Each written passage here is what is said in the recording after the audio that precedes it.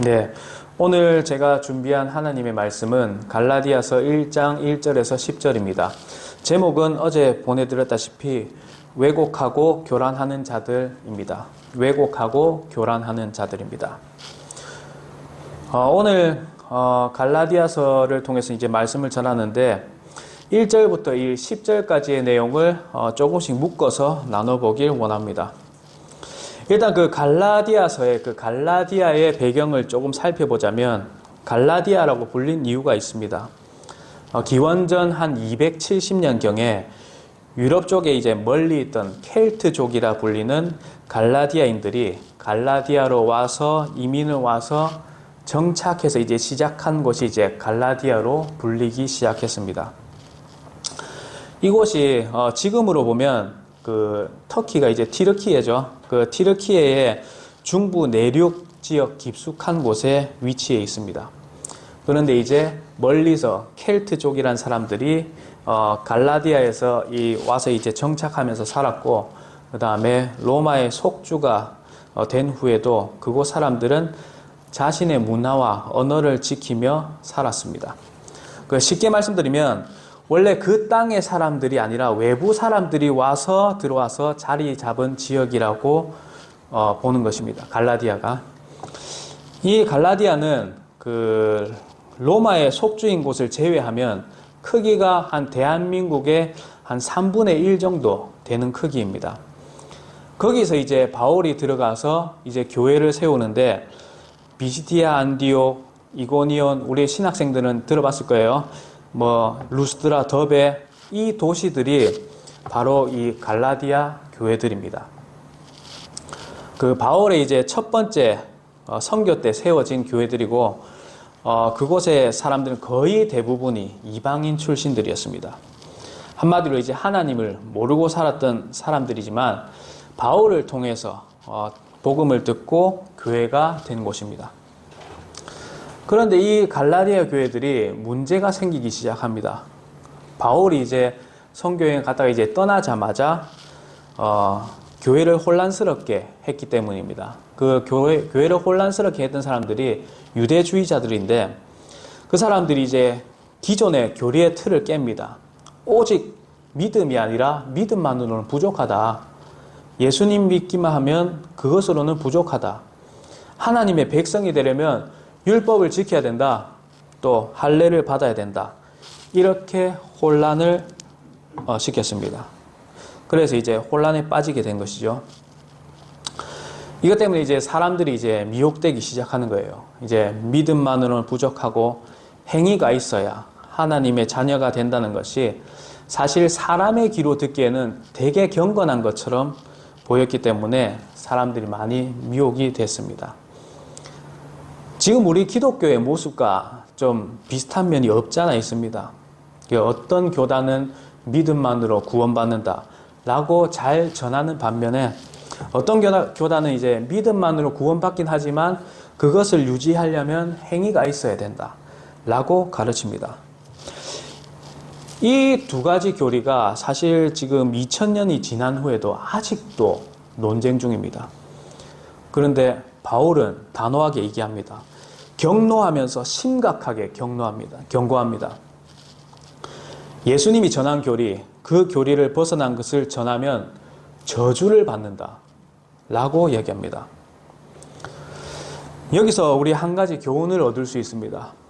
꼭 교회에는 다른 복음이나 다른 교리, 또는 설 이런 것을 들고 오는 사람들이 있다는 것입니다. 제가 기억하기로는 우리 교회에서도 몇 분들이 그런 분들이 있었던 것 같아요. 제가 있을 때까지만 해도 한 3-4분 정도 있었던 것 같아요. 특히 그 11조 같은 부분을 인정하지 않아서 그 교리를 인정하지 않으니까 요 11조 봉투에다가 11조라는 글자를 지워버렸어요. 지워버리고 다른 이름을 적어서 헌금을 하셨던 그런 분도 있었습니다. 이런 것은 사실 교회를 흔드는 일입니다. 우리가 이어받은 침례교도의 참 진리에 대적하는 행위입니다. 이건 사실 하나님에게 도전하는 거예요. 교회는 하나님이 세우신 겁니다. 거기다가 자기의 생각이 안 맞다고 그렇게 해서는 안 되는 것이죠. 또 그런 것뿐인가요? 또는 이제 설 같은 걸 뭐 들고 와서 교인들을 혼란스럽게 하거나 그런 것을 가르치려고 하면 그것 또한 지금의 갈라디아 교회에 들어와서 다른 복음을 내미는 그런 사람들과 같은 것입니다. 복음은 하나입니다. 교리도 하나입니다. 예수님이 하나만 가르치셨지 예수님이 나와서 자, 이 교회의 믿음은 이렇고 뭐 무슨 교회의 믿음은 이렇고 뭐 무슨 교회의 믿음은 이렇고 이렇게 여러 개를 가르치신 게 아니에요.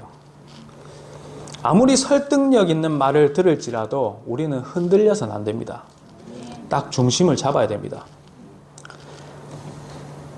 바울은 그 다른 복음을 받은 사람들이 아이 뭐 속을 수도 있지 괜찮아 이렇게 말하지 않았어요. 갈라디아서 3장 1절입니다. 오 어리석도다 갈라디아 사람들아 예수 그리스도께서 십자가에 못 박히신 것이 너희 가운데서 너희 눈앞에 분명히 제시되었거늘 누가 너희를 꾀어 너희가 진리에 순종하지 못하게 하더냐. 이렇게 어리석다고 얘기하는 것은 이 지금 문체가 지금 차분해 보여서 그렇지 강하게 느껴지지 않아서 그렇지 아주 강하게 질책하는 부분입니다. 속는 것, 넘어가는 것도 하나님께서는 때론 감성적인 위로를 주시는 것이 아니라 강하게 꾸짖는다는 것을 기억해야 하고 그리스도인은 정신을 차려야 한다는 영적인 교훈을 주시는 겁니다. 그러면 이제 본문으로 들어가서 몇 절씩 묶어서 한번 살펴보도록 하겠습니다. 첫 번째로 복음은 누구의 것인가입니다. 1절에서 5절까지입니다. 갈라디아서는 사실 편지입니다. 편지. 잠깐 왜 이렇게 어둡게 나오는 거지? 아닌가요? 불이 다 켜져 있죠. 갈라디아서는 사실 편지예요. 편지.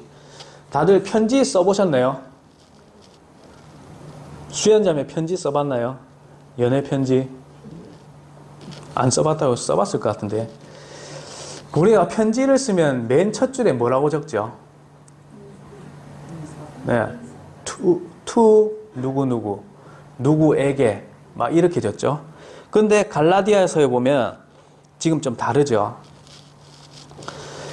보통의 그 인사말하고는 조금 다릅니다. 조금 다른 모습을 띱니다. 1절에서 보면 사람에게서 나지 아니하고 하나님 아버지로 말미암아 사도가 된 바울은 이라고 이렇게 시작합니다. 그냥 난데없이 갑자기 나의 사도직은 사람에게서 난 것이 아니다 라고 그냥 난데없이 갑자기 시작하는 거예요. 왜 이렇게 시작했을까요? 이유는 갈라디아 교회에 들어온 자들이 바울의 권위를 인정하지 않고 권위를 흔들었기 때문입니다. 바울이 전한 건 복음이 아니다. 바울은 진짜 사도들에게 인정받지 않았다. 라는 공격이 있었던 것입니다. 그렇기 때문에 맨 처음에 바울이 못을 박아버립니다. 내가 전하는 복음은 출처가 사람이 아니다. 하나님이다. 라고 첫 문장부터 못을 박아버리는 것입니다. 여기서 바울이 외치는 것처럼 복음은 세 가지 기초가 있는 것이 특징입니다. 첫 번째로는 복음은 사람이 만든 것이 아니라는 점입니다. 누군가의 명언도 아니고 누군가의 아이디어도 아닙니다. 두 번째로는 복음은 사람이 전수받는다는 것입니다. 바울도 전수받고 여기 앉아있는 저희들도 사람인 우리가 전수받습니다. 또 세 번째로는 복음은 그렇기 때문에 아무도 변경할 수 없다는 것입니다. 누가 출처이기 때문에? 하나님이 출처이기 때문에. 종합해서 비유해보자면 제가 예를 들어서 어떤 회사의 사장님이에요. 그런데 직원이 경태라고 칩시다. 직원이. 근데 제가 설계도를 딱 만들었어요. 설계도를 딱 만들어서 경태한테 줬는데 경태가 설계도를 딱 보고 마음에 안 든다고 자기가 고쳤어요. 자기가 고치고 팔아버렸어요. 그러면 이건 뭐죠? 이거는 설계도 개선이 아니에요. 그냥 사기예요. 왜냐하면 이 처음에 설계도 주인은 저기 때문입니다. 주인인 전데 경태가 변경을 한 것이죠. 이거는 개선이 아니에요. 복음도 사실 마찬가지입니다. 방금 말한 그 경태처럼 설계도를 받을 권한은 있습니다만 그것을 고칠 권한은 경태에게 없습니다. 이 복음도 나는 받을 수 있는 권한은 있지만 고칠 수 있는 권한은 없다는 것입니다. 복음의 주인은 하나님이 만든 것이기 때문에 주인은 하나님입니다. 그리고 바울은 3절에서 5절에서 특히 4절 부분을 보면 복음의 핵심을 함축하여서 얘기합니다. 그 4절에 보면 그분께서 하나님 곧 우리 아버지의 뜻에 따라 이 악한 현 세상에서 우리를 건지시려고 우리의 죄들로 인하여 자신을 주셨으니 라고 말하는데, 여기서 보면 우리를 건지시려고와 우리의 죄들로 인하여와 자신을 주셨으니를 주목해 주시기 바랍니다. 세 가지를요. 이 세 개의 짧은 문장이 나타내는 것이 있어요. 우리를 건지시려고 라는 부분은 건진다는 의미로 우리가 구원을 얘기할 수 있고요. 우리의 죄들로 인하여 라는 부분은 죄를 이야기할 수 있습니다. 그리고 자신을 주셨으니 라고 하는 부분은 십자가를 나타냅니다. 정리하자면 그 세 개의 문장은 죄와 십자가와 구원인데 이것이 이제 복음의 본질이라는 것입니다. 이 세 개가 다 들어가야 되는 것이죠. 이 세 가지 중에 하나라도 뺀다면 복음을 변질시키는 겁니다. 어떤 교회는 죄를 빼놓고요, 거기에 대해서 뭐 아무렇게 살아도 된다고 십자가와 구원만 전하고요, 어떤 곳은 죄와 구원은 전하는데 십자가를 빼놓는 곳도 있습니다. 이것은 복음이 아니죠. 변질된 것입니다. 복음은 하나님께서 정하신 거예요. 이 죄와 십자가와 구원, 이 세 가지 중에 하나라도 빼먹으면 안 되는 것입니다. 우리는 그냥 전달자입니다. 전달자. 그냥 전달할 뿐 중간에 변경시키면 안 되는 거예요. 예전에 뉴스에 이런 것이 있었어요. 요즘에는 뭐 그런 게 없는 것 같습니다만, 치킨을 시키잖아요. 치킨을 시키면 중간에 배달원이 하나씩 빼먹는다 하더라고요. 정말 안 될 일이죠. 보낸 사람도 받는 사람도 기분이 어떻겠어요. 신명기 4장 2절입니다. 너희는 내가 너희에게 명령하는 말에 더하거나 거기에서 빼지 말고 내가 너희에게 명령하는 주 너희 하나님의 명령들을 지키라. 빼서도 안 되고 더하지도 말아야 됩니다. 우리가 그런 생각이 들 때도 있어요. 여기서 좀 더 첨가하면 하나님의 말씀이 더욱 빛날 것 같다 라면서 더욱 첨가하는 사람도 있어요. 그래서도 안 되는 거예요. 본문의 유대주의자들은 참된 믿음을 전한 것이 아니라 갈라디아 교회에 와서 믿음 플러스 행위를 전한 사람들입니다. 잠시만요.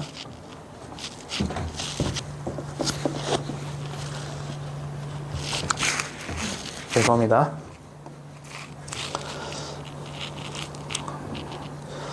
하나님의 말씀인 믿음으로 의롭게 된다. 은혜로 의롭게 되었다는 것에 율법의 행위를 더한 것입니다. 저와 여러분들은 순수한 하나님의 말씀 그대로 전달해야 합니다. 두 번째입니다. 왜곡은 반드시 일어난다. 출처는 교회 안에서입니다. 6절에서 7절 내용입니다. 오늘 본문에서 가장 강조해야 될, 가장 핵심적인 그런 부분입니다. 본문 6절에 보면 바울이 이렇게 얘기합니다. 다른 복음으로 가는 너희들을 내가 이상히 여기노라 라고 말씀합니다. 여기서 이상하다는 표현은 저 사람 참 희한한 사람들이네, 이게 아니에요. 이게 아니고 깊은 슬픔과 충격 또 그리고 경악스러움에서 나온 말이에요. 생각해 보십시오. 사도 바울은 갈라디아 교회를 본인이 직접 세운 사람입니다. 근데 사실 자식과도 같은 교회라는 거죠. 근데 이 교회가 점점 자신이 전한 것과는 다르게 점점 변질된다는 게 얼마나 경악스러운 일이겠어요. 우리 한국의 성서 침례교회를 세우시고 또 우리가 지금 이 믿음 그대로 전수할 수 있게 하신 분이 누구죠? 네, 표수다 선교사님입니다. 저는 그분은 잘 몰라요. 본 적도 없고 당연히 얘기해 본 적도 없죠. 그러나 그분의 믿음과 전수해 주신 그 진리는 진짜이기 때문에 저는 그 발자취를 따라가고 있습니다. 뵌 적도 없고 얘기 나눠본 적도 없지만 진리 때문에 유대감이 생기면서 저는 사실 그분의 영상을 볼 때마다 아주 울컥했습니다. 그런데 그분이 전한 믿음, 교리, 복음 이런 것을 배워온 사람들이 그대로 전수받은 것을 전하는 것이 아니라 그 변질된 것에 넘어간다면 지금 주님 품에 안긴 그 표수다 선교사님이 뭐라고 생각하시겠습니까? 물론 거기서는 그 슬픔도 뭐 격분도 없지만 지금 본문의 바울의 심령 같은 그런 마음일 거예요. 그런데 이 다른 복음에 넘어가는 것이 천천히 넘어가는 것도 아니고 이 본문에 보면 속히 일어나는 것이 문제입니다. 이게 바울의 가슴을 더욱더 아프게 했던 것이죠. 우리가 전수받은 믿음, 교리, 교회관, 구원관 이런 것은 세월이 지나면서 점차적으로 천천히 변할 수도 있습니다. 아니면 또 갈라디아 교회처럼 속히 변할 수도 있습니다. 그러니까 우리는 정신을 차리고 깨어서 지켜야 하는 것이죠.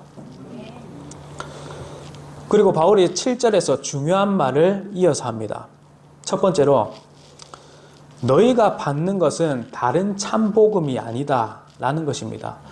여기서 다른 참복음이 아니다 라는 말로 인해서 참복음이 여러 개인가? 이런 생각이 들 수도 있지만 참복음은 오직 하나입니다. 하나. 우리 주위에 소위 말해서 이제 유사 기독교라는 같은 곳이 많습니다. 거기를 보면서 그쪽은 다른 참복음이다 라고 할 수 있나요? 아니요, 그럴 수 없습니다. 복음은 오직 하나입니다. 복음은 다양성으로 존재하는 것이 아니에요. 바울이 갈라디아 교회를 향해서 그건 다른 참복음이다 라고 이야기했나요? 아니죠. 바울은 진짜를 알고 있었기 때문에 그것에서 조금이라도 벗어난 것을 가짜라는 것을 바로 알아차렸습니다. 제가요, 이제 설교 준비를 할 때나 이제 성경 내용을 좀 참조하고 싶을 때, 이게 우리나라의 뭐, 유명한 설교자들, 뭐, 강의나 설교들, 한 번씩 유튜브로 제가 들을 때가 있어요. 그분들이 참 말을 잘합니다. 논리 정연하게 얘기하고 탁탁 끊어서 잘 얘기합니다. 그런데 한 번씩 그런 게 들릴 때가 있습니다. 끝까지 회개해야 천국 간다. 뭐 하면 천국 못 간다. 이런 얘기를 할 때가 있어요. 보통 사람들은 그냥 흘려 들을 수도 있습니다. 그런데 저는 그게 귀에 콱 꽂히더라고요. 그때 생각하죠. 이건 가짜다. 40, 50분 정도 열심히 말씀합니다. 심지어 거기 배울 점도 있어요. 그런데 그 한마디에 가짜라는 것이 티가 나는 것이죠. 이런 것처럼 복음에서 조금이라도 벗어난 것은 가짜라는 것입니다. 두 번째로 너희를 어지럽히는 자를 말씀합니다. 이 어지럽히려는 자들의 목표가 있습니다. 이 어지럽힌다는 말은 단순히 이제 흔들고 바꾸어 놓는 것이 아니라 완전히 정체성 자체를 뒤바꾸어 놓는 것을 얘기합니다. 이 사람들의 목표는 명확합니다. 일단 어지럽히고 나서 그 틈에 다른 복음을 집어넣어서 본질을 바꿔버리는 것입니다. 뭐 오늘날에도 비슷한 일이 생깁니다. 왜 이런 일이 일어나겠습니까? 그 몇 가지 패턴을 살펴보자면 그들은 사람들이 좋아할 말을 찾습니다. 요즘 많은 교회들이 교회 성도들이 성장하기 위해 어떻게 하면 영적 성장을 이루고 어떻게 하면 인내해야 하는지 관심이 없죠. 그런 것을 다루면 사람들이 불편해하기 때문이죠. 그래서 그런 것들을 빼고 긍정의 힘 같은 거나 뭐 복이라든지 자존감 이런 걸로 단어를 채우기 시작합니다. 이렇게 되면 매번 듣기 좋은 말만 되면 진리를 점점 빠져나가게 됩니다. 그리고 그들은 시대에 맞춘다는 명분을 찾습니다. 옛날 방식은 지금 시대에 맞지 않다 라고 시작해서 성경의 핵심 교리까지 바꿔버리는 것까지 오게 됩니다. 진리는 바꾸는 것이 아닙니다. 그대로 있어야 되는 겁니다.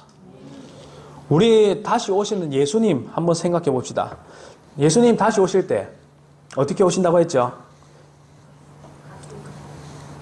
네, 그대로 오신다고 했죠. 그리고 흰말 타고 오신다고 했어요. 저희랑 같이.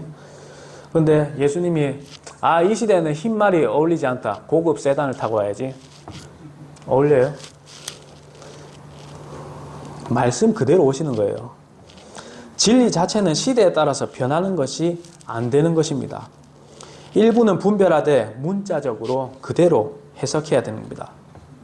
우리가 부르는 찬송가도 옛날 거라고, 시대가 바뀌었다고, 이 구닥다리 찬송가라고 그렇게 내팽개 쳐서는 안 되는 것입니다.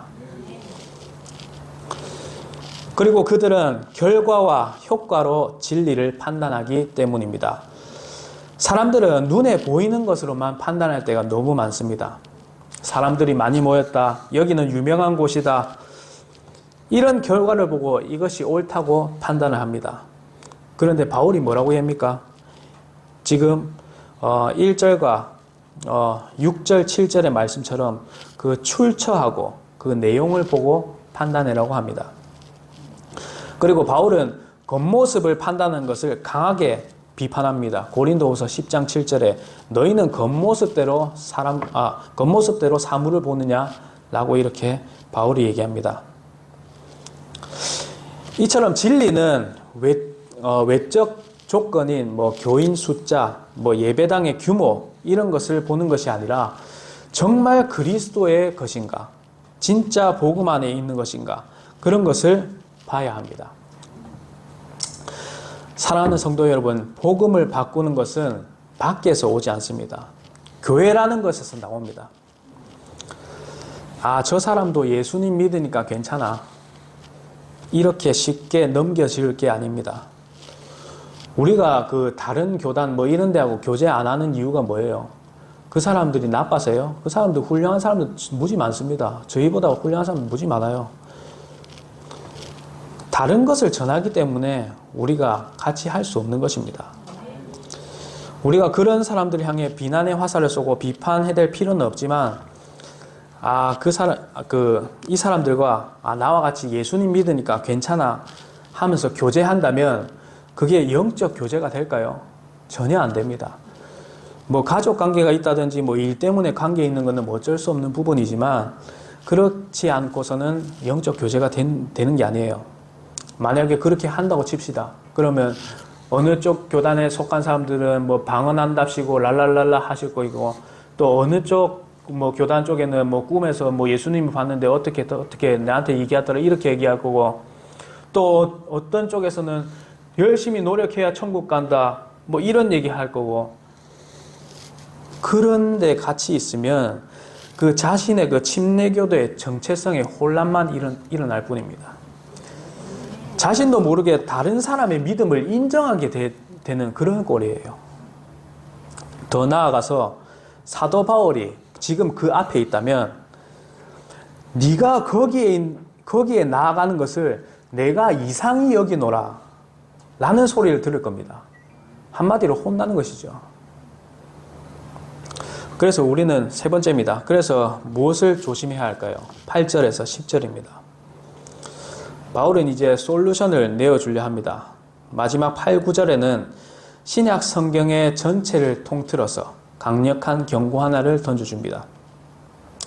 내용은 다른 복음을 전하는 자는 저주를 받을지어다 라고 합니다. 단순히 그냥 잘못되었다라는 그런 수준이 아니라 저주를 받는다고 강하게 얘기합니다. 그것도 8절과 9절에서 같은 말을 연속으로 2번 반복하는 것을 보게 됩니다. 이렇게 같은 말을 연속으로 2번 반복해서 하는 것은 극히 드뭅니다. 성경에서. 그런 말인 즉슨 바울이 이 문제를 아주 심각하게 여겼다는 것을 의미합니다. 여기서 주목해야 될 부분이 우리나 혹은 천사라도 다른 복음을 전하면 저주를 받는다라고 얘기하는데 천사들뿐만 아니라 자신도 이제 포함시켜서 이렇게 얘기합니다. 이것이 무엇을 의미하는가 하면 진리를 전하는 것에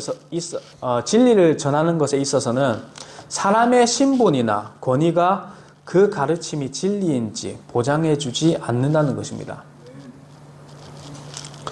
누가 말하는가에 따라서 달려있는 것이 아니라 무엇을 말하는가에 달려있는 것입니다. 많은 사람들이 이렇게 생각할 수 있습니다. 아, 저분은 유명한 목사님이니까. 아, 어느 유명한 신학대에 나왔으니까. 아, 어느 자격증을 가지고 있으니까. 이렇게 전하는 것을 분별하지 않고 그냥 맹목적으로 받아들입니다. 그러나 사도 바울은 말합니다. 내용을 보라, 사람을 보지 말라. 그리고 마지막 10절에는 이 모든 내용의 뿌리, 근원이 드러나게 됩니다. 그것은 사람을 기쁘게 하려는 욕구에서 나온다는 것입니다. 생각해보면 당연합니다. 하나님의 말씀으로 권면과 하나님 말씀으로 성장해야 된다는 것을 들으면 사람들은 불편해하고 부담스러워합니다. 거부감을 느끼고 듣기 싫어하죠. 그러나 사람들이 좋아하는 말인 긍정의 말과 하나님의 말씀을 중심을 잡지 않고 성도의 환경에 맞춘 위로의 말을 전한다면 사람들이 많이 모입니다. 그렇게 전한 사람은 인기를 얻고 박수를 받게 되는 것이죠. 여기서 분명한 두 갈래의 길이 나옵니다. 하나는 하나님을 기쁘게 하는 길과 하나는 사람을 기쁘게 하는 길, 이렇게 나오는데 이 두 갈래의 길은 같은 교차점이 거의 없습니다. 사람을 기쁘게 하고 사람 중심, 인본주의로 말씀을 전한다면 이 중요한 복음, 소중한 복음은 서서히 사람의 입맛에 조절되기 시작합니다. 진리의 말씀으로 중심이 되는 것이 아니라 사람을 먼저 세우고 그 뒤에 하나님의 말씀을 끼워 맞추는 그런 식이 된다는 것입니다. 여기서 바울은 단호하게 얘기합니다. 내가 아직도 사람들을 기쁘게 한다면 결코 그리스도의 종이 아니니라. 여기서 바울이 아직도 라는 표현을 썼습니다. 보실까요? 10절에 보면 아직도 사람들을 기쁘게 한다면 결코 그리스도의 종이 아니니라, 이렇게 얘기하고 있습니다. 아직도 라는 표현을 썼습니다. 바울은 전에 거듭나기 전에 철저한 사람 중심의 사람이었습니다. 사람 중심의 종교인이었습니다. 그러나 지금 바울은 그렇지 않습니다. 완전히 돌아섰고 사람을 기쁘게 하는 사람에게서 하나님을 기쁘게 한 사람으로 완전히 돌아섰습니다. 자, 이제 그렇다면 우리가 이제 무엇을 조심해야 할까요? 오늘 본문은 세 가지를 통해서 얘기를 해줍니다. 첫째로 출처를, 아까 말씀드렸다시피 출처를 봐야 합니다. 이 가르침이 정말 성경에서 나온 것인가? 바르게 전수된 신앙에서 나온 것인가? 이것을 봐야 합니다. 개인적인 누구의 깨달음이라든지 개인의 내피셜이라든지 시대에 맞춘 정신이라든지 인기와 유행에서 나온 것이라든지 분명하게 분별하고 구분해서 버릴 것은 버려야 되는 것입니다. 둘째로 내용을 봐야 합니다. 그 내용. 이 가르침, 전하는 복음이 죄와 회개와 십자가와 구원, 그것을 분명히 얘기하고 있는가? 아니면 하나 빼먹고 나온 내용인가? 우리가 그 분별해야 되는 겁니다. 그리고 세 번째로 방향을 봐야 됩니다. 이 가르침이 사람을 향해 있는지, 이 가르침이 하나님을 향해 있는지 봐야 됩니다. 사람이 듣기 불편할까봐 눈치 보면서 진리를 빼먹는 것은 결국 사람을 기쁘게 하는 일입니다. 듣기 불편하더라도 그대로의 진리를 전하는 것이 하나님을 기쁘게 하는 것이며 그리스도의 종으로 인정받는 일입니다. 마지막으로 말씀을 정리하겠습니다. 복음이라는 것은 사람이 만든 것이 아니라고 분명히 말씀드렸습니다. 그저 우리는 받아들일 뿐입니다. 함부로 바꿀 권한은 우리한테 없습니다. 수백 년, 수천 년이 흐르면서 이런 복음을 변질시키려는 손길이 항상 있었습니다. 조심해야 할 점은 그 악한 손길이 교회 밖에서 있는 것이 아니었다. 교회 안에서 있었다는 것입니다. 바울은 이런 사실을 잘 알고 어느 누구든 그렇게 변질된 것을 전하면 자신도 포함시키면서 천사들이라 할지라도 저주를 받는다고 강하게 얘기합니다. 그리고 그 변질의 뿌리는 사람을 기쁘게 하는 마음에서 나오게 된다는 것입니다. 사랑하는 성도 여러분, 예수님만 이야기하면 참 복음이 되는 것입니까? 그렇지 않습니다. 주위의 이단 사이비 종교들도 예수님을 이야기합니다. 그러나 참 복음이 아닙니다. 심지어 이단이라고 낙인 찍히지 않는 평범한 기독교에서도 참 복음이 없는 곳이 있습니다. 또 심각한 것은 평범한 기독교 안에서 그 교인들 중에 복음에 대해서 얘기해 보라 하면 한 30% 정도밖에 답을 못한다는 기독교 실태조사에 나와 있기도 합니다. 우리가 해야 할 일은 이것입니다. 출처를 보십시오. 내용을 보십시오. 방향을 보십시오. 인기 있는 말이 아니라 살아있는 말씀을 들으십시오. 귀와 가슴을 시원하게 해주는 것을 듣고 보는 것이 아니라 관절과 골수를 찌르는 말씀을 들으십시오. 그것이 참 복음이며 자신을 눈부시게 금같이 만드는 길이고 주님을 기쁘게 하는 일입니다. 기도하시겠습니다.